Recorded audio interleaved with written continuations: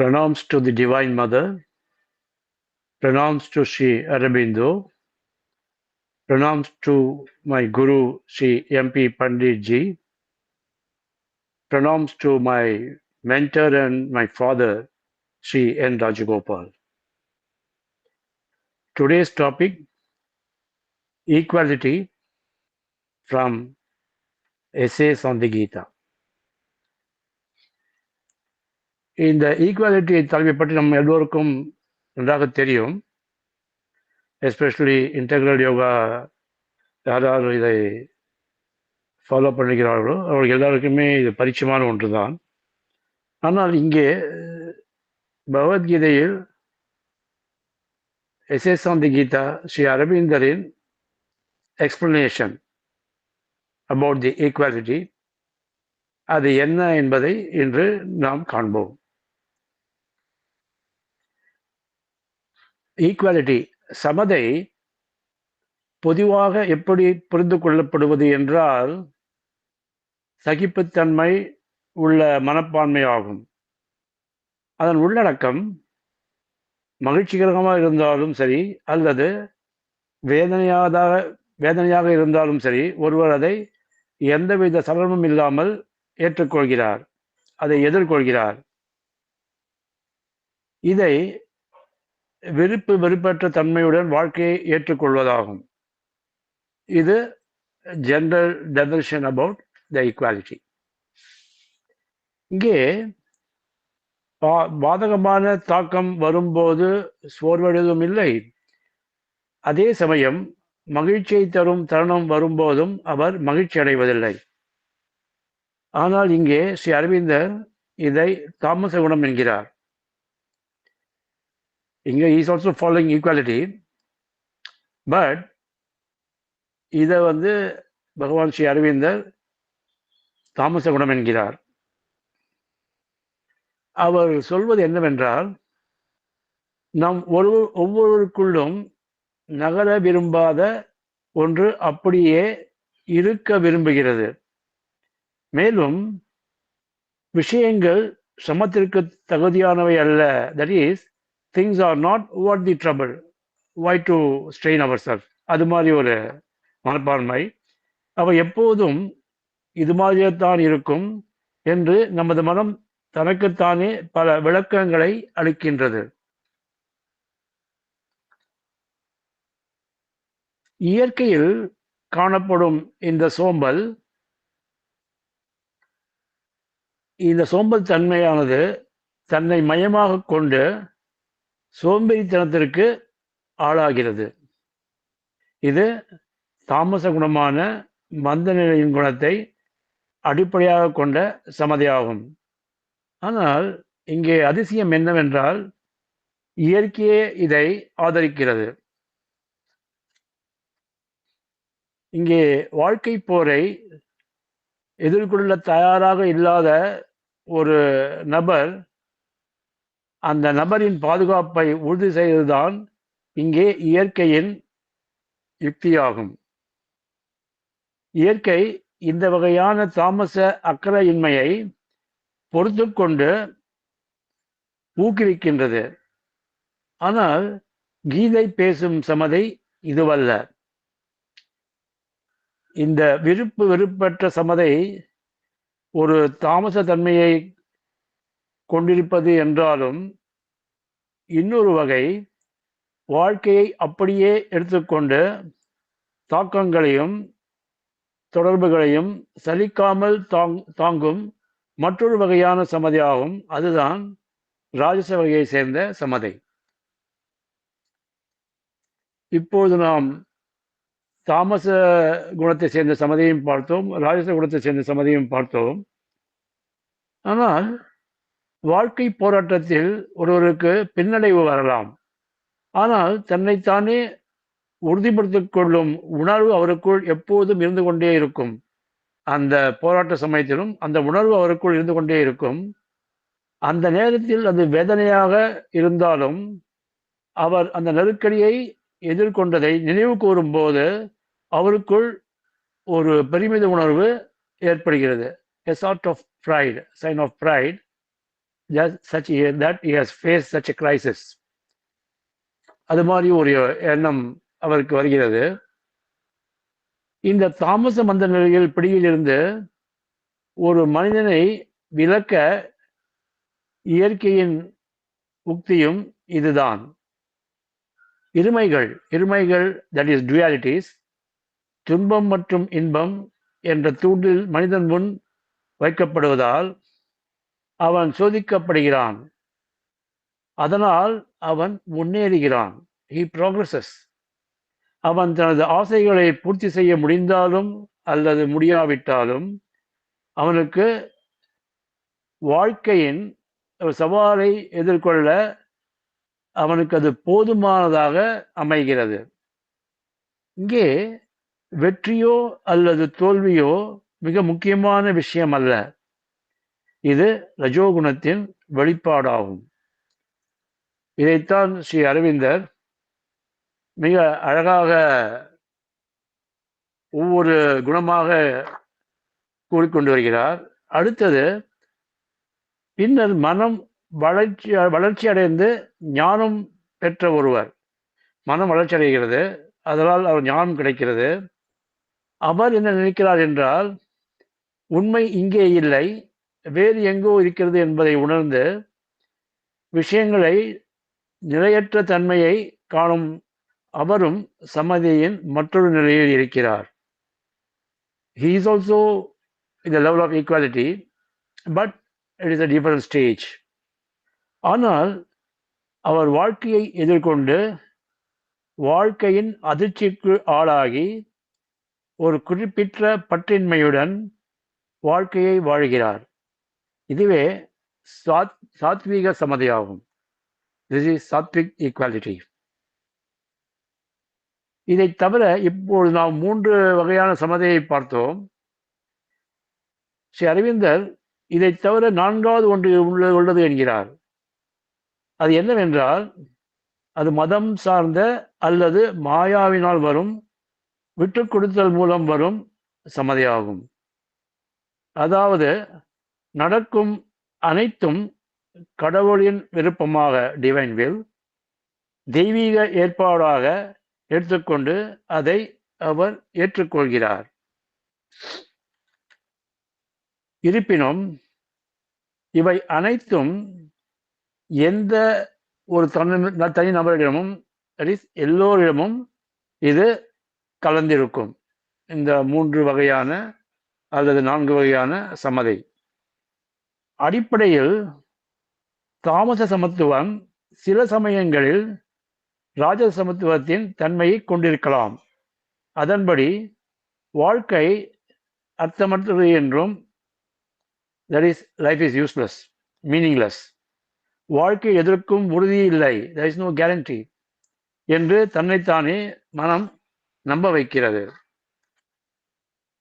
அல்லது தாமச மனிதனுக்கு இந்த உலகம் காலியான ஒன்று, உண்மை வேறெங்கோ உள்ளது, நாம் முயற்சிப்பதால் எந்த பயனும் இல்லை என்று சாத்வீக சமதியின் உணர்வு இருக்கலாம். But this is not sattvic equality, a sort of that feeling. That's what Sri Aurobindo says here. அதேபோல் ஒரு சாத்வீக சமத்துவம் படைத்த ஒருவர் ஏதோ ஒரு வகையில் தாமச உணர்வால் பாதிக்கப்பட்டு கீழ்நோக்கிய இழுப்பால் அவர் அதை சாத்வீக சமதியை விட்டு விலக நேரிடும். ஆனால் இவை அனைத்தும் 3 குணங்களின் லீலைகளாகும் என்கிறார் ஸ்ரீ அரவிந்தர். இருப்பினும் கீதை ஆதரிக்கும் சமத்துவம் வேறுபட்ட தன்மையை கொண்டது. அது மந்தநிலை, சுறுசுறுப்பு, தட் இஸ் மந்தநிலை தமஸ், சுறுசுறுப்பு ரஜஸ், அண்ட் ஒளி, தட் இஸ் லைட் சாத்விக், மற்றும் சமநிலை ஆகியவற்றின் விளையாட்டை சேர்ந்தது அல்ல. இது கீதையின் அட்வைஸ். அவற்றுக்கு அப்பால் ஆன்மாவின் சமத்துவம் உள்ளது. மேலும் அந்த சமத்துவம் உணர்வை மட்டுமல்ல, வாழ்க்கையின் அடிப்படை ஒருமையின் அனுபவத்தையும் உணர்தலையும் அடிப்படையாக கொண்டது. தட் இஸ் ஒருமை, oneness. It is based on that experience and realization of the basic oneness of life. This is what Sri Aurobindo says. அந்த ஒருமை, அந்த ஒன்னஸ் இருக்கு, நாம் பிரம்மம் என்று அழைக்கும் யதார்த்தத்தில் வருகிறது.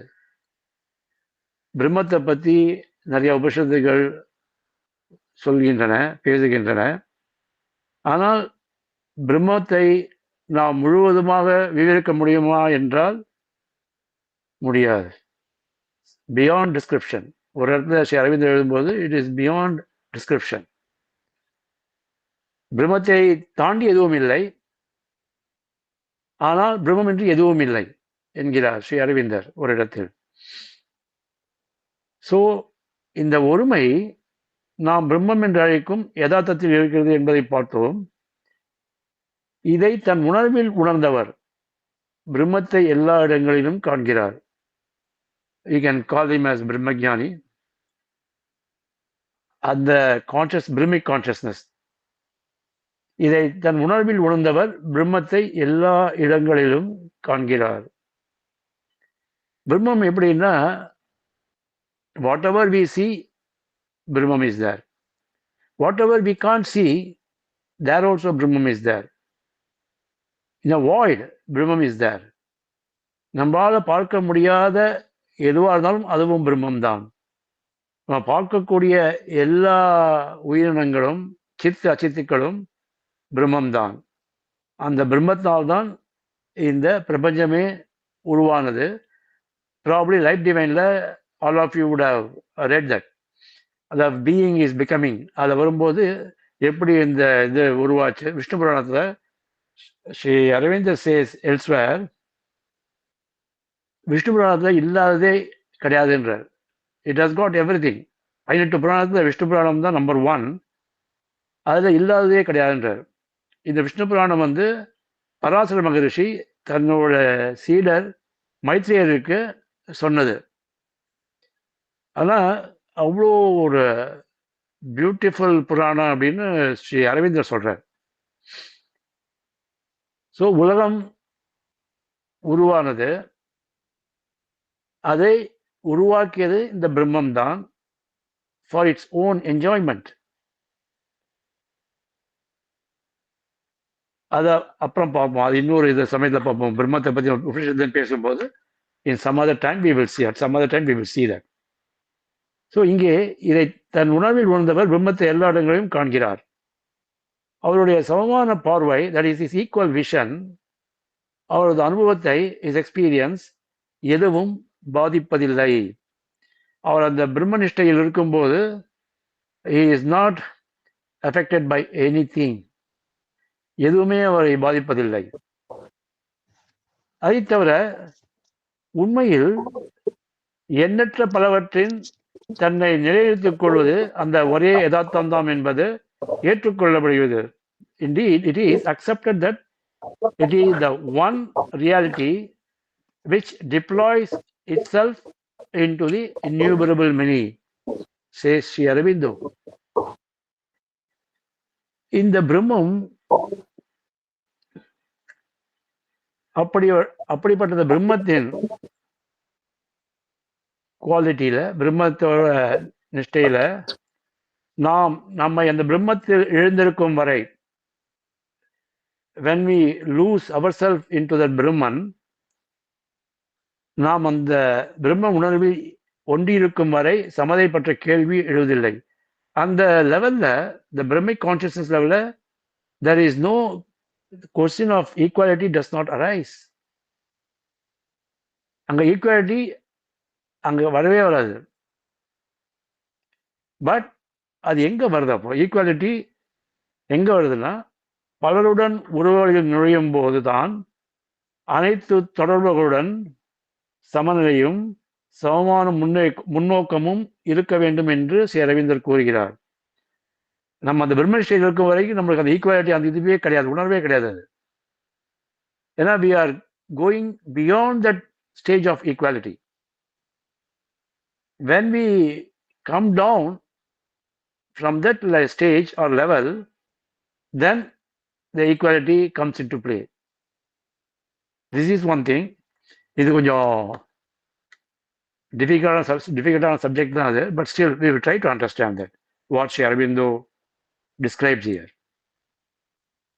இந்த பிரம்மம், இந்த யதார்த்தம் பலவாக தன்னை வெளிப்படுத்திக் கொள்வது அந்த ஒன்றுதான் என்றாலும் பலவற்றுடன் அந்த உறவு வேறுபட்டு கொண்டே இருக்கும் என்கிறார் ஸ்ரீ அரவிந்தர்.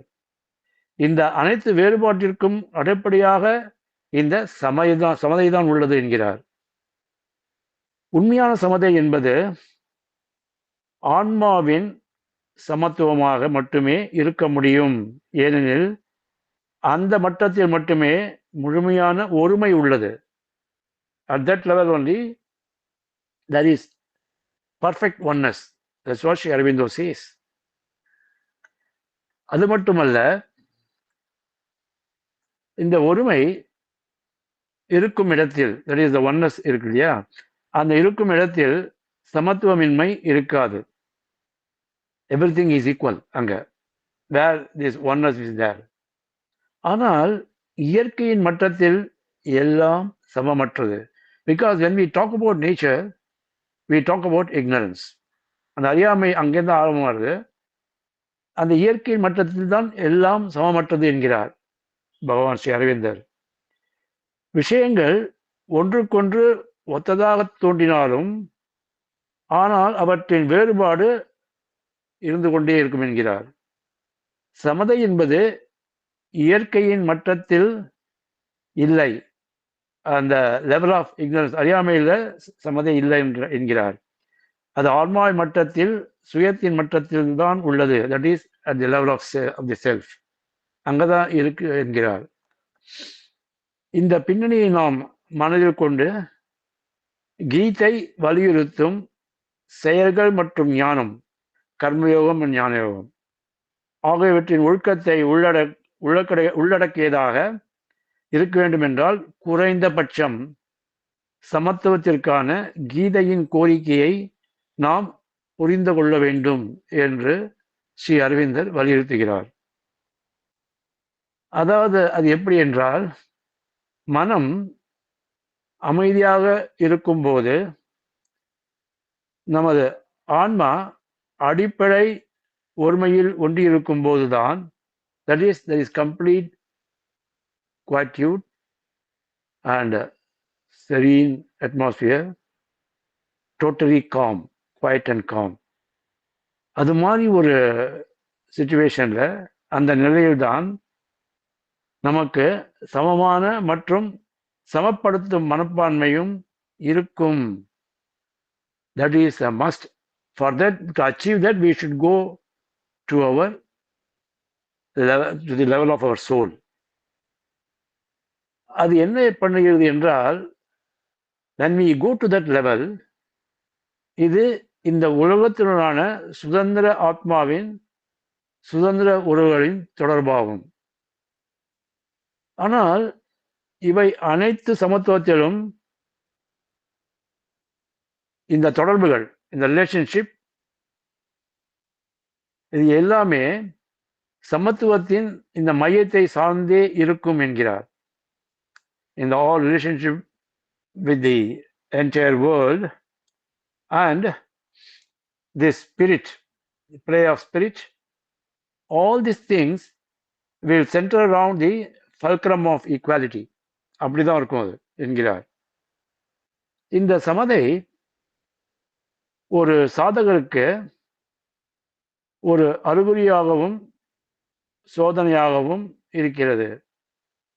ஒரு சாதகர் தன் உணர்வின் தன்னிச்சையான சமதையை, தட் இஸ் ஸ்பான்டேனியஸ் ஈக்குவாலிட்டி, அனுபவிக்கும் போது ஒரு அடிப்படை உணர்தலை அவர் உணர்கிறார். அது என்னவென்றால்,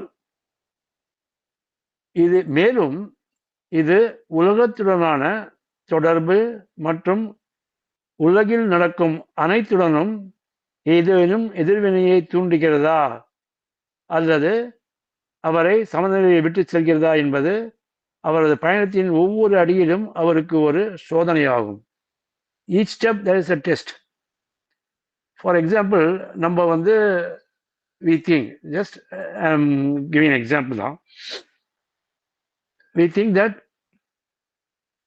we have left our ego, desire இல்லை, ego இல்லை, எதுவுமே இல்லை நம்மளுக்கு.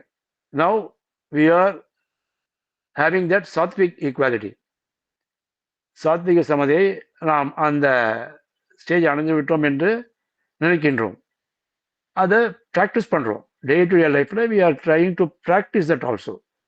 We don't get angry, we don't react, எல்லாம் நடக்கிறது. ஆனால் when something happens, it goes beyond your control. அது கூடாது, ஏன்னா there cannot be anything beyond your control if you go to the stage. ஆனால் அது என்ன, அது இதுதான், because that's why he calls this as a test. Each stage, ஏதாவது does it evoke any reaction? அது it should be always, we should self scrutinize ourselves. அது வந்து எப்போதும் merciless self scrutiny Sri Panditji அடிக்கடி சொல்வார். Every introspection, through introspection we should do. Go within ourselves and do that introspection. Where we go wrong, or we right when we say this, or we right in our reaction. எல்லாமே introspection பண்ணிட்டே. Every moment we have to introspect. Instead of finding fault with others, the person who has provoked me, I should not try to find fault with him. Rather, something in me might have hurt him, which without my knowledge. So நான் அவனோட ஸ்டேஜில் போய் அவனோட foot ஸ்டெப்ஸில் I should enter into his stage level and see what is wrong. அப்போ தான் நம்மளுக்கு புரியும் நம்ம பண்ண தப்பு என்னன்னு. ஸோ இந்த உலகத்தினால தொடர்பு ஸ்ரீ அரவிந்தர் சொல்கிறது என்னன்னா, does it evoke any reaction in you? அது உனக்கு கூட ஏதாவது ரியாக்ஷன் இருக்கிறதா பார்த்துக்கோன்றார். இதே இல்லைன்னா without a reaction, அதே equality I am maintaining. I am maintaining இல்லை, it is maintained by the divine in me. Divine எனக்கு கொடுத்த அந்த நாலேஜ், அதனால I am not affected by whatever the other person says. I am not bothered. Bothered means it's not sort of indifference இல்லைங்க, it is not affecting me at all. அதுதான் ரொம்ப important thing இங்க. He says, are we still in that level or have we come down? அதுதான் பார்த்துக்கணும். See, we have to test. The test தான் நம்மளுக்கு சோதனை தான் இதெல்லாம். But then only we can progress in this path. இல்லைன்னா we have to, probably we may not be fit to follow this path. In case every now and then we react to everything. அப்போ அந்த equality இருக்காது நம்மள்ட்ட. அந்த equality வேணும்னா with the divine help, அந்த divine help கண்டிப்பாக வேணும். Divine grace is required. We should depend only on the divine and the divine grace, so that we don't fall below that level. கஷ்டப்பட்டு இந்த லெவலுக்கு வந்திருக்கோம், so we should not go back. Again we have to start from scratches. அது மாதிரி இருக்கக்கூடாது. So இவ்வளோ effort பண்ணிட்டோம், why to lose that? Because we have been given a chance by the divine, we should catch hold of that and progress. அதுதான் நம்மளுக்கு கொடுக்கப்பட்ட ஒரு opportunity. அதை யூட்டிலைஸ் பண்ணி we should capitalize that opportunity. That's all. So இது சொல்றார். இது வந்து ஒவ்வொரு அடியிலும் சாதகருக்கு ஒரு சோதனையாகும். whether we are passing the test or not. Further அவர் சொல்லும்போது, சமத்துவமின்மை இருக்கும் இடத்தில் குணங்கள் செயல்பாடு சமமற்றது என்பது அதற்கான அறிகுறியாகும். Suppose there is no equality, then the play of gunas. அங்கதான் குணாஸோட வருது, ப்ளே வருது. Then that is what the indication. அங்கே சமத்துவம் இல்லைன்னா குணங்கள் ஏதோ தாமச குணமோ ராஜச குணமோ ஏதோ நம்மளை அஃபெக்ட் பண்ணுறதுன்னு, தட்ஸ் an இண்டிகேஷன், அறிகுறியாகும். ஒரு குணம் மற்றொரு குணத்தை விட மேலோங்கி நிற்கும் போது அங்கே ஞானத்தில் ஒரு விலகல் உருவாகும். Very clearly he says this. when ஒரு குணம் நம்ம சாத்விக் குணத்தில் இருக்கோம், அதனால தான் we are in a position to achieve this sattvic equality. Suppose எங்கேயோ ஒரு ஈகோ, சாத்விக்லயும் ஈகோ இருக்கு, சாத்விக் குணத்துலயும் ஈகோ இருக்கு, but that may be subtle, not as bad as rajasic or tamasic. Rajasic தான் ரொம்ப டேஞ்சரஸ். தமசிக் வந்து ஈகோ வந்து I will not do anything, that is what it is, that is is ego. But இந்த சாத்விக் ஸ்டேஜில் வந்த அப்புறம் ஒரு விலகல் இருக்கக்கூடாது. பிகாஸ் எங்கோ ஞானத்தில் ஒரு விலகல் உருவாகும் என்கிறார், அவர் வான் பண்றார் ஸ்ரீ அரவிந்தர் இந்த இடத்துல. அந்த ஞானம், ஏனெனில் அந்த ஞானம், தட் இஸ் சூப்பர் விஸ்டம் என்பது அந்த ஒன்றோடு ஒன் மீன்ஸ் த பிரம்மன், ஒன்றோடு ஒன்றியிருக்கும் உணர்வாகும். இந்த உணர்வு வலுவாகவும் நிலையாகவும் இருக்கும் இடத்தில் எந்த சமத்துவமின்மையும் இருக்க முடியாது. Also we should not give chance to this inequality. அது என்ன ஆகுது, நம்மளோட அந்த குணத்தை, சாத்விக குணம் இருக்கு, அதிலே நம்ம கீழழுக்க பார்க்கறது to the rajas. So we should be careful not to succumb to that pressure. மறுபடியும் கீதைக்கு வருவோம். கீதை சொல்லும் சமதை இந்த குணங்களை தாண்டி நிற்கும் ஒன்றாகும். It is beyond all these gunas what Sri Krishna preaches Arjuna. அது ஆன்மீகமானது, உயர்ந்தது மட்டுமல்லாமல் அதன் தன்மை மற்றும் புரிதல் உலகளாவியது. It's vast as an ocean. The universe full encompass பண்றது. It is not confined to an individual attitude. That's what Sri Aurobindo says. இந்த கீதை சொல்லும் சமதை இது ஸ்பிரிச்சுவல், ஆன்மீகமானது, அண்ட் உயர்ந்தது மட்டுமல்ல, it's so not only high, but இதன் புரிதல் உலகளாவியது, இதன் தாக்கம் உலகளாவியது. அது சுயத்தின் நிலையில், that is level of the self இருக்கும்போது சமத்துவ உணர்வுடன், உள்ளார்ந்த சமத்துவ உணர்வுடன் பங்கேற்கிறது. That is, it participates at the level of the self with an intrinsic sense of equality. That's what it says. Sri Aurobindo says here on that. இப்போ philosophical பேஸ்ல பார்க்கணும்னா, தத்துவ அடிப்படையில் சமத்துவம் என்பது பல காலமாக ஒரு லட்சியமாக இருந்து வருகிறது. Yes, equality is the best, அது ஒன்றும் டவுட்டே கிடையாது. That should be our motive, our aim, எல்லாமே அதான். ஆனால் இது ஆச்சரியம் என்னவென்றால், கீதை அதை ஆதரிக்கவில்லை. ஸோ ஈக்குவாலிட்டி இருக்கும், நம்ம எல்லாருமே விரும்புகிறோம். all of us should attain that level of sattvic equality. அந்த சமதை இருக்கணும். ஒவ்வொரு இடத்தையும் ஒவ்வொரு ஸ்டேஜ்லையும் ஒன்று தாண்டி வரும். தமஸ்லேருந்து ரஜஸ், ரஜஸ்லேருந்து சத்துவம், அதையும் தாண்டி போகிறோம். இந்த கீதையை சொன்ன ஸ்பிரிச்சுவல் ஈக்குவாலிட்டி பார்க்கும்போது, அதாவது that is equality at the level of the soul. இந்த தத்துவ அடிப்படையில் சமத்துவம் என்பது பல காலமாக ஒரு லட்சியமாக இருந்து வருகிறது. இது that is what it was. ஆனால் கீதை அதை ஆதரிக்கவில்லை. நாம் இதுவரை பார்த்தபடி கடுமையான சகிப்புத்தன்மை, அதை அடிப்படையாக கொண்ட வெறுப்பற்ற மன உறுதி, இது ஒன்று, இது ஒரு ஸ்டெப். தென் சுய தேர்ச்சி, self mastery of knowledge by discrimination, detachment பற்றின்மை, மற்றும் சான்ஸ்கிரிட்ல உதாசீனா என்று அழைப்பார்கள். அது அறிவுசார் அலட்சியம், இன்டலெக்சுவல் இன்டிஃபரன்ஸ். இது ரெண்டாவது.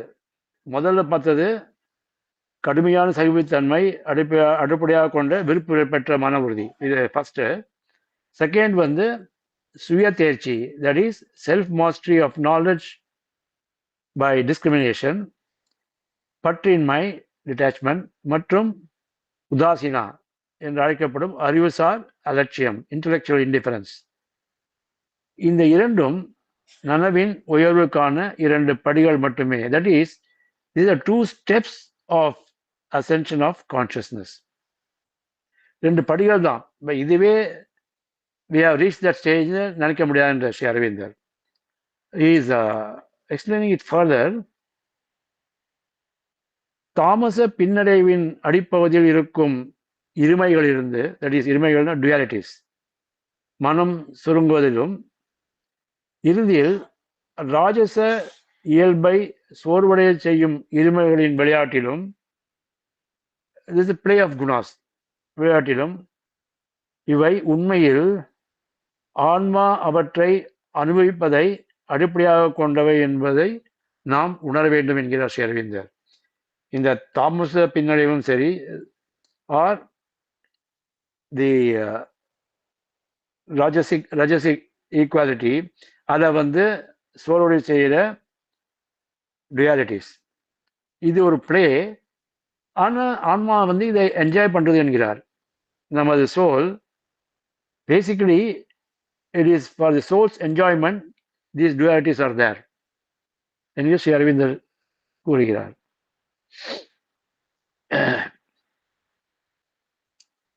இங்கே இருமைகளை பற்றிய மனதின் அனுபவமும், about the dualities, மனதின் துக்கம் சுக துக்கம், இதை பற்றி தான் நிறைய கீதை சொல்லிட்டே போறார் ஸ்ரீ கிருஷ்ணர். ஆனால் இவரோட பார்வை, ஸ்ரீ அரவிந்தர் பார்வை வேறு மாதிரியா இருக்கிறது. அதாவது இன்னும் டீப்பா போய் சொல்றார். அதாவது inner meaning of those things, சுகதுக்கம். இருமைகளை பற்றிய மனதின் அனுபவமும் ஆன்மா மட்டத்தில் இருமைகள் பதிவு செய்யப்படும் விதமும் வெவ்வேறாகும் என்கிறார். At the mind level it is something, at the soul level it is different. அது ஒரு எக்ஸாம்பிள் சொல்றார் அவர். போரில் ஒரு வீரனின் அனுபவத்தை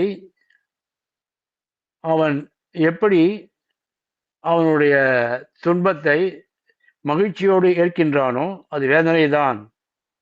மென்டல் லெவலில் பார்த்தா சஃபரிங் தான் அது. அந்த வேதனையான தொடர்பில் கூட ஆன்மா மகிழ்ச்சி அடையக்கூடும் என்கிறார் ஸ்ரீ அரவிந்தர். அங்கே இன்னொரு important point we have to note, அங்கே ஆன்மா வளர்கிறது. The soul progresses, soul grows. ரொம்ப ஒரு ஆச்சரியமான விஷயம். அங்க the body is suffering in the battlefield. காயம் வருது, அடிக்கிறான், இது பண்ற எல்லாம் நடக்கிறதுங்க. பட் அதனால அவன் மனம் தளராம கடைசி வரைக்கும் சண்டை போட்டு either he wins or he sacrifices his life as a soldier. அங்க அது மாதிரி சிச்சுவேஷன்ல ஆன்மா is progressing there. That's why one of the sadhaks, I remember, ஒரு கொஸ்டின் கேட்கும்போது அவரை, இந்த கர்மால நம்மளோட இந்த suffering are whatever we undergo in this life, is it because of karma, all because of karma அப்படின்னு கேட்குறாரு வந்து. அதுக்கு சொல்கிறேன், no, not necessarily it is because of karma, though the governing principle is law of karma. அவர் சொல்கிறார், அது governing principal அதான். அதில் இந்த soul wants to progress. Probably if it wants to hasten the evolution, a lot of things are happening. That is difficulties, catastrophes எல்லாம் நடக்கிறது. But mental level we are unable to comprehend why all these things are happening. But at soul level அது என்ன பண்றது, it may transcend so many births,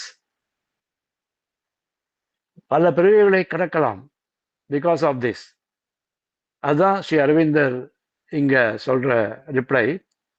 Not necessarily everything is because of the karma. No doubt karma plays a role, but soul also chooses certain difficulties to hasten its evolutionary progress. 10, 20, even 100 பர்த்தை கூட தாண்டி போகலாம். அந்த ஒரு நிகழ்வால அந்த ஒரு suffering, 2 suffering, எவ்வளோ சஃபரிங்கோ, life ஃபுல்லாக சில பேர் சஃபரிங்கே பார்ப்பேன். So for those people, not necessary karma is the basis. Maybe soul's choice. Soul would have decided to hasten its evolutionary progress, and would have undergone all those difficulties. So இது வந்து கர்மானால மட்டுமல்ல என்கிறார் ஸ்ரீ அரவிந்தர். இங்கே ஆன்மா வளர்கிறது என்கிறார். It cross. ஆனால்தான் ஆன்மா சில சமயங்களில் கடினமான அனுபவத்தை வரவேற்கிறது. It encourages, it encourages. ஆனால் ஒரு சராசரி மனம் அதிலிருந்து சுருங்குகிறது. It shrinks. Because if you ask me, I don't want to undergo the pain. Naturally, anybody will say that only. Why should we undergo a pain? I want divine to cure me of all my illnesses. But divine knows what is good for me. Me means my soul. And it will not interfere. Divine will never interfere. Whatever the mother சொல்லும்போது, divine will never interfere. Some cases it may intervene if it is required. That too, if it is necessary for the soul, because choice is given to the soul. The way it wants to progress, it will progress. The full freedom is given to the soul. ஒரு football field இருக்கு, அதில் அதை ஃபுல்லாக கிறிஸ்கிராஸாக போகலாம், இல்லட்டா அப்படியே ஹரிசாண்டலாக போயிட்டே இருக்கலாம் to reach the destination other side. Other goal post அங்கே இருக்கு. இந்த கோல் போஸ்ட்டு அங்கே போகிறதுக்கு there are various ways. எப்படி வேணால் போகலாம் நம்ம. So the freedom is given to the soul. அந்த ஆத்மாவுக்கு அந்த சுதந்திரம் பிரம்மம் கொடுத்திருக்கு. அதனால்தான் people they don't believe in God. They are left to themselves சிவியர்ன்ற ஒரு இடத்துல. If you don't listen to me, you are left severe to yourself. அவ்வளோதான், ஓவர். ஸோ அங்கே வந்து ultimately, ஆனால் he is also telling elsewhere, there will be a pressure of the soul on that man, that is on that mind, to go towards the divine. The purpose of the soul is to evolve. The evolution stop also, there is no purpose in taking this birth. And elsewhere, I think 2 நாள் முன்னாடி படித்தாரு மதரோட டைரியில், ஆஷ்ரம் டைரியில், mothers வேர்டிங்ஸில், see, you can progress only in your physical form on this earth only. That is, we can evolve only on this body. This physical form தான் evolve பண்ண முடியும். After leaving this body, you can't evolve. அந்த இடம் வந்து different worlds, mental world, psychic world, subtle physical world, vital world, and psychic, mental world, psychic.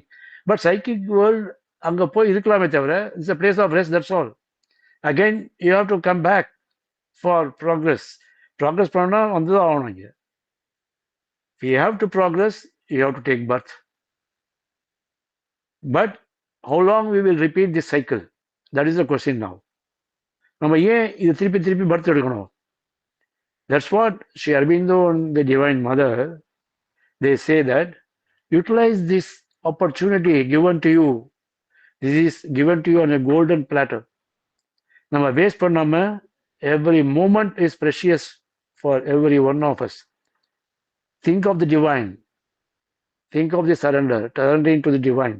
அதுதான் நம்மளோட full 24/7 நம்மளோட வேலையை அதான் இருக்கணும். Our work is only to worship the divine, nothing else.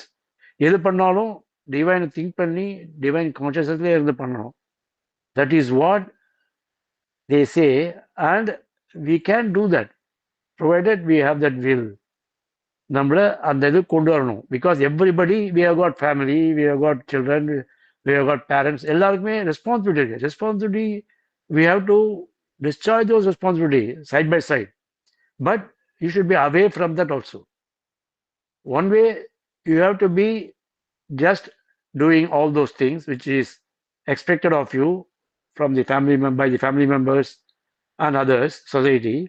But at the same time, அதாவது we have to live two types of life. One is superficial, what we are living now. One is inward living. Other is inward living. அது எப்படின்னா நம்ம எல்லாத்தையும் witness மாதிரி பார்த்துட்டு we should live and concentrating only on the divine inside us. The Paramatma inside us, we should concentrate only on him always.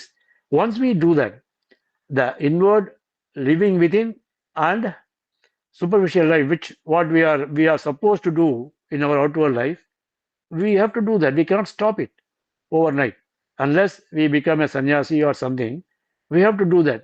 Responsibility is ours. நம்ம பண்ணி தான் ஆகணும், பண்ண முடியாதுன்னு சொல்ல முடியாது. At the same time, because if you don't discharge your responsibility, there is no karma for that. We cannot do that. But what we can do is, இதை discharge பண்ணிட்டு inwardly we can concentrate on the divine, and whenever whatever you are doing outwardly என்ன பண்ணாலும் offer it to the divine. Whatever the work it may be, offer it to the divine and do it. It may be office work, it may be household work, it may be looking after children, it may be looking after parents.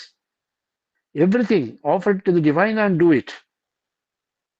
அது பண்ணோம்னா what we are doing is, probably we may be reaching the stage of sattvic equality, provided we control our anger. Not control, we should just give up our anger, give up our ego, everything. Because control பண்ணா again it will come back. Sri Aurobindo's mother ரெண்டு பேரும் சொல்றது அதான். Don't suppress that, but you have to slowly, what you have to do is, a stage will come, you won't bother for that. It will try to provoke you, but you are not provoked. That is a stage where you have got just sattvic equality. அப்போ வரும்போது கோபமும் வராது. You are not affected by anything, whatever is happening around you in the outside world. You are bothered only about what is your inward thing, inward experience, the spiritual experience, concentration on the divine. All these things will help us in warding off all these hostile forces. That's where we have to be careful. And even an atheist, இப்ப atheist இருக்கலாம், after so many births he will be coming towards the divine, growing towards the divine. அது வரும். Because elsewhere Sri Aurobindo says, the soul will put pressure on the mind, on the man, continuously to grow towards the divine. Because soul is the divine spark. The part of Brahman தான் அந்த solo. ஜீவாத்மான்றது part of Paramatma. That's all. So அந்த angle பார்க்கும்போது definitely, if we can appreciate from that angle what Sri Aurobindo and the mother they say, we can definitely, we say that yes, we have to do it. There is no other choice for me. That's why we have to take the life like that. I don't have a choice. Given a choice, I will do so many things. But right now, I don't have a choice. I have to choose only the divine. If you choose the divine, you are chosen by the divine. So, அப்படி நம்ம டிவைனையே நினைச்சிருந்தோம்னா, doing outside work, offer everything to the divine, consecrate everything to the divine, அர்ப்பணிப்பு மாதிரி எல்லாமே divine அர்ப்பணிச்சிட்டோம்னா, then you will be at that level of sattvic equality. வர முடியும். அங்கே ஆன்மா வளர்கிறது என்கிறார். அதனால்தான் ஆன்மா சில சமயங்களில் கடினமான அனுபவத்தையும் வரவேற்கிறது. ஆனால் ஒரு average mind it shrinks from that, சுருங்குகிறது. இப்போ தாமச சமத்துவம் என்பது ஒரு தொடக்க புள்ளியாக மட்டுமே இருக்க முடியும் என்கிறார். It may be a starting point, that's all. ஒரு சாதகருக்கு, now he is talking about சாதக்ஸ். ஒரு சாதகருக்கு வேண்டியது என்னவென்றால், வாழ்க்கையின் அழைப்பிலிருந்து விலகிச் செல்வதல்ல, மாறாக தேர்ச்சி பெறுவதாகும். You should not reject the life. You should face it. What he has to do, அந்த தேர்ச்சி பெறுவதற்கு முன்னால் அவர் வாழ்க்கை போராட்டத்தை ஏற்றுக்கொள்ள வேண்டும். He has to accept the battle of life. அது பேட்டில் தான், still we have to accept. அவர் வாழ்க்கையில் தேர்ச்சி பெறுவதற்கு முன்பு இந்த வாழ்க்கை போராட்டத்தில் ஈடுபட வேண்டும் என்பது அவர் உணர்வதுதான் ராஜச நிலையாகும். Okay, I have to face the life, I have to succeed in this. அதுக்கு நான் லைஃப்பை ஃபேஸ் பண்ணி I have to face the battle of life. அதை அப்படி பண்ண நினைக்க வைக்கிறதே, உணர வைக்கிறதே இந்த ராஜச சமதையாகும், ராஜச குணம் பொருந்திய சமதையாகும். அதிலிருந்து விலகி இழப்பதன் மூலம் அவர் வாழ்க்கை போராட்டத்தில் கண்டிப்பாக தேர்ச்சி பெற முடியாது என்கிறார்.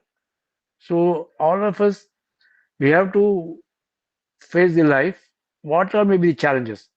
We have to accept, and with the help of the divine, definitely we can overcome all the challenges in our life. However serious it may be, we can overcome that, provided we have that absolute faith in the divine. The faith and surrenderன்றது அதுதான். Of course, Bhagavad Gita ஃபுல்லா it talks about சரணாகதி தான், ஃபுல்லா சரணாகதி தத்துவம் தான் பேசுறது. From under various things, கர்மயோகம், ஞான யோகம், பக்தி யோகம், அது சரணாகதி தான் பேசுறது. பட் அந்த faith if we have, definitely we can achieve that. அதை நம்ம டிஸ்டர்ப் பண்ணவே முடியாது. அந்த ஒரு இது இருக்கணும். That we should have that faith, conviction. We should have that conviction. என்ன எதுவும் எந்த ஹாஸ்டைல் ஃபோர்ஸும் ஒன்றும் பண்ணாது. I don't challenge the hostiles, but at the same time, I have the protection of the divine forces. அது இருக்கிறதுனால I should not bother about other things. இங்கே நமக்கு கூறப்படுவது என்னவென்றால், so what they say about it, சவாலை ஏற்றுக்கொண்டு துன்பத்தையும் இன்பத்தையும் எதிர்கொண்டு அவற்றை சமாளிக்க வேண்டும். We have to face, whether sorrow இருந்தாலும் சரி, happiness இருந்தாலும் சரி, we have to accept that, and we have to face that and overcome all those things. அதனால்தான் கீதையில் ஸ்ரீ கிருஷ்ணர் அர்ஜுனனை சூழ்நிலையை ஏற்றுக்கொண்டு அதை வெற்றி காண வேண்டும் என்கிறார். You should face the situation and அதிலிருந்து வெற்றி பெறணுன்றார். ஃபேஸ் பண்ணி வெற்றி வாகை சொல்லணும் என்கிறார். ஆனால் அதுவே இறுதியானது அல்ல என்கிறார். ஏனென்றால் தாமசம் மற்றும் ராஜச சமதை இந்த இரண்டுமே, மூணும் பார்த்துட்டோம், நாலாவதும் பார்த்துட்டோம், ஸ்பிரிச்சுவல் ஈக்குவாலிட்டி. இந்த தாமச சமதையும் ராஜச சமதையும் இரண்டுமே அறிவின் சாத்வீக சமதையின் நம்மை ஞானத்திற்கு அழைத்து செல்கிறது. அதாவது ஆத்ம ஞானத்திற்கு, நம்மை ஆத்ம ஞானம் அடைவதற்கு நம்மை இவை இரண்டும் அழைத்து செல்கின்றன. கீதையின் சமத்துவம் அனைத்தும் ஒன்று என்ற வாழ்க்கையின் ஒற்றுமை பற்றிய வேதாந்த அறிவு அடிப்படையாக கொண்டது. இது everything is one, everything is equal. That's what Gita preaches, based on Vedantic unity, Vedantic knowledge of unity. அதை பற்றி பேசுறது கீதை. அந்த ஈக்குவாலிட்டி தான் வேணுன்றது. இது மனதை விட உயர்ந்தது. சுயத்தை அடிப்படையாக கொண்டு, சுயம் மீன்ஸ் செல்ஃப், அடிப்படையாக கொண்டு 3 குணங்களுக்கு அப்பால் அமைந்துள்ள சுயத்தின் அனுபவம் மற்றும் உணர்வாகும் இந்த கீதையை சொல்ற சமதை. இறுதியில் ஸ்ரீ அரவிந்தர் சொல்லும்போது என்ன சொல்றாருன்னா, இறுதியில் இது ஒரு முனிவர் தனது ஞான பார்வையில் தன்னை மூடிக்கொண்டு அனுபவிக்கும் தனிமையான சுதந்திரம் அல்ல இது. ஒரு முனிவர், அவருக்கு ரியலைசேஷன் இருக்கு, விஸ்டம், சூப்பர் விஸ்டம் இருக்கு, ஹையஸ்ட் விஸ்டம் இருக்கு, பட் அதுக்குள்ள அவர் என்ஜாய் பண்ணிட்டு இருக்காரு. But he shuts himself in that wisdom. But Sri Aurobindo doesn't say that you have to do that. He doesn't accept that. அவர் சொல்வது என்னவென்றால், மாறாக எல்லாவற்றிலும் வாழ்க்கையின் அனைத்து அனுபவங்களில் தெய்வீகத்தை காண்பதுதான் கீதையின் சொல்லப்பட்ட உண்மையாகும் என்கிறார் ஸ்ரீ அரவிந்தர். ஃபேஸ் பண்ணணும், ஷெல்ல போய் உட்காந்துக்கூடாது, but you have to experience everything. And you have to experience the divine in everything. அதுதான் கீதை சொல்றது. அந்த ஈக்குவாலிட்டி வரும்போது you will be experiencing every divine in everything. எல்லா ஆஸ்பெக்ட்லையும், அது சித்தா இருந்தாலும் சரி, அச்சித்தா இருந்தாலும் சரி, எல்லாமே பரம்பொருள். எல்லாத்தையும் அதுதான் பார்க்குறோம் நம்ம. Everywhere we see that only. அது மாதிரி நம்ம பார்க்கும்போது தென் reach the stage we will not come down. அந்த ஒரு ஸ்டேஜ் வந்துட்டோம்னா அப்பவும் possibility is there because these all hostile forces they are waiting to just attack us. இந்த ஸ்டேஜுக்கு வந்துட்டோம், இனிமே இது கீழ் நோக்கி போகக்கூடாதுன்னு ஒரு கன்விஷனோடு இருக்கும். அப்போ கூட ஏதோ ஒன்று நம்ம இது பண்ணிட்டே இருக்கணும், அதை பொருட்படுத்தாமல் போயிட்டே இருக்கணும். Whatever maybe the hurdle on the path, we should be least bothered about all those things. We should proceed. நம்மளோட கோல் அதை நோக்கி தான் நம்ம பயணம் பண்ணணும். இது என்ன என்றால் ஸ்ரீ அரவிந்தர் வான் பண்றார், தாமச சமதையின் ஆபத்துக்களுக்கு எதிராக நாம் எச்சரிக்கையாக இருக்க வேண்டும். ஏனெனில் இது சந்நியாசத்திற்கு அல்லது உலகில் செயல்பாட்டிலிருந்து நம்மை விலக்க வழிவகுக்கிறது என்கிறார். சம்டைம்ஸ் நம்ம எல்லாத்தையும் தாண்டி நினைச்சுட்டு இருப்போம். we have transcended all these levels. that is our thought, our thinking. நம்ம நினைச்சிட்டோம், பண்ணிட்டோம், இனிமே we are safe now. The moment you think that there may be something, some attack, then again we will go back to the same level, which we should be careful. That's why அந்த லெவலுக்கு போகாமல் இருக்கணும்னா ஒரே ஒன்று தான் நம்மளுக்கு, come what மேன்னு சொல்கிறோம் இல்லையா, ஐ வில் ஃபேஸ் திஸ்னு. அது மாதிரி things will try to disturb you, hostiles will try to disturb you. What we have to do is you have to be careful there. Sri அரவிந்தர் வான் பண்ணுறதே அதான். நம்ம இந்த திடீர்னு சன்னியாசம் இதை எதுக்கு நம்ம வாழ்ந்துட்டு இருக்கோம், இதான் நடக்கிறது, ஸோ லைஃப் ஏதோ வந்துட்டோம் நம்ம, இனிமே is not of any use, we will go to forest and do tapas, சன்னியாசம் வாங்கிக்கணும். That is not correct. அது தாமச குணம்ன்றது. அது it will lead you there only, but then again it will lead you nowhere. அவ்வளோதான். எனவே ஒரு சாதகர் ராஜச மற்றும் தாமச சமதையிலிருந்து மேலே உயர்ந்து சத்துவ சமதையில் கால் பதித்து, ஏன்னா சத்துவ சமதையில் நிற்க முடியாது, அதில் கால் பதித்து அங்கிருந்து தன்னை தாண்டி அனைவருடனும் ஒற்றுமை உணர்வை கண்டு வெளிப்படுத்தும் சுயத்தின் அடித்தளத்தை கண்டறிய வேண்டும் என்கிறார். So what we have to do is, இந்த பேஸ் இன் செல்ஃப், இந்த சுயத்தின் அடித்தளத்தை கண்டறிய வேண்டும். அதை தான் we have to continuously try in the unity with all. அதை யூனிட்டி ஆஃப் வித் ஆல் அது பார்க்கணும். அந்த சுயத்தின் அடித்தளத்தை கண்டறிய வேண்டும் என்கிறார் ஸ்ரீ அரவிந்தர். உண்மையான சமதை என்பது நாம் வாழ்க்கையின் ஏற்றத்தாழ்வுகளை எதிர்கொள்ளும் போதுதானே தவிர நம்மை உள் பேரின்பத்தில், தட் இஸ் இன்னர் பிளிஸ், நம்மை மூடிக்கொள்ளக்கூடாது. அந்த முனிவர் போல் நம்மை நாம் மூடிக்கொள்ளக்கூடாது, அது சமதி ஆகாது என்கிறார். இதைத்தான் ஸ்ரீ கிருஷ்ண பரமாத்மா அர்ஜுனனிடம் கூறும்போது, வாழ்க்கையின் சவாலை ஏற்றுக்கொண்டு வெற்றி அல்லது தோல்வியை சந்திக்க வேண்டும் என்கிறார். அவர் சொல்வது என்னவென்றால், அவன் அர்ஜுனன் பகவத்கீதை வந்தது அதனால தானே, அவன் இந்த போர் செய்யறதுக்கு இஷ்டம் இல்லை, he didn't believe in war, இவ்வளோ பேர் கொண்டுட்டு அவனுக்கு ராஜ்யமே வேணாம் போன, அதான் ஆரம்பிச்சது. It has all started with all these things. அதை இவர் எந்த சூழ்நிலையாக இருந்தாலும் நீ you have to face that, சவாலை ஏற்றுக்கொண்டு வெற்றி பெற வேண்டும். வெற்றியோ அல்லது தோல்வியோ இதை சந்திக்க இருந்தாலும் நீ இந்த சூழ்நிலையை எதிர்கொள்ள வேண்டும் என்கிறார் ஸ்ரீகிருஷ்ணர். ஆனால் கூடவே அவர் அர்ஜுனுக்கு என்ன கொள்கிறார் என்றால், நிச்சயம் நீ வெற்றி கொள்வாய் அர்ஜுனா என்று உறுதி அளிக்கிறார். நீ வெற்றி பெறுவாய், கண்டிப்பாக வெற்றி பெறுவாய் என்று அவனுக்கு உறுதி அளிக்கிறார். ஆனால் அதை தவிர அது ஒரு கடமை, அதை அவன் செய்ய வேண்டும் என்கிறார். அவன் வெல்கிறானோ அல்லது தோற்கிறானோ, அவன் குணங்களுக்கு அப்பாற்பட்ட ஆன்மீக சமதை அவனிடம் இருப்பது அவசியம் என்கிறார். So he talks about spiritual equality. சமதை பொறுத்தவரை இதுதான் கீதையின் வழிகாட்டுதலாகும் என்கிறார் ஸ்ரீ அரவிந்தர். இப்போ சமதையை பத்தி பார்த்தோம். Tamasic, rajasic, sattvic and spiritual.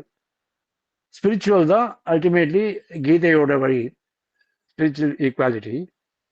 நம்மளுக்கு டெய்லி இந்த வாழ்க்கை போராட்டத்தில் நமக்கு சோதனைகள் வரத்தான் செய்கிறது. எல்லோரும், யாரும், எல்லாருமே ஆசிரமத்தில் போய் அந்த வாழ்க்கை வேறு விதமான வாழ்க்கை, பட் அங்கேயும் வாழ்க்கை இருந்து கொண்டு, போராட்டம் இருந்து கொண்டுதான் இருக்கிறது. வேறு விதமான போராட்டம் இருந்து கொண்டுதான் இருக்கிறது.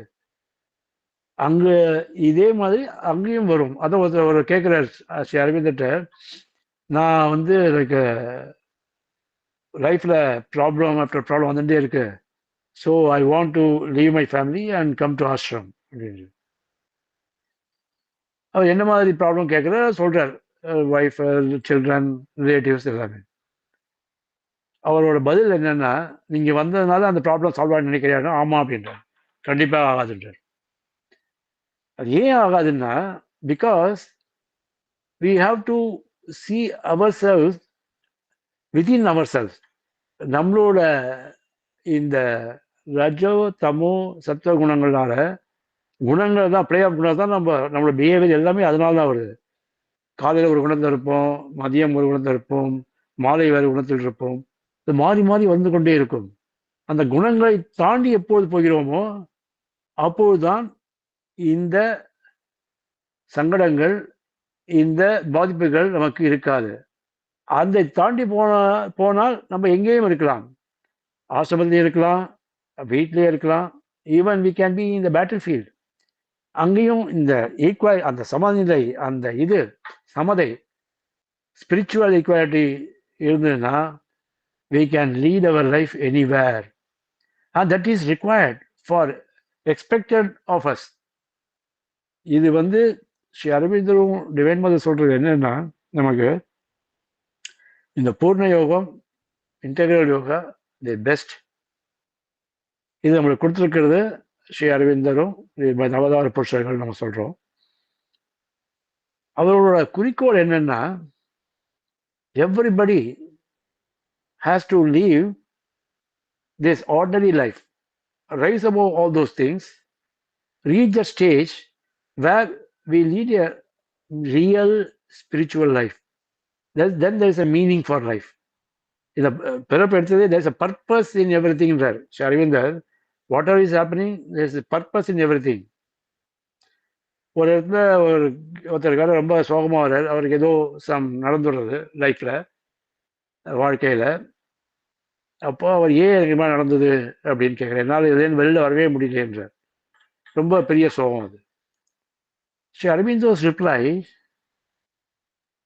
I don't say whatever that has happened is the best that should have happened to you, but make best use of what has happened to you.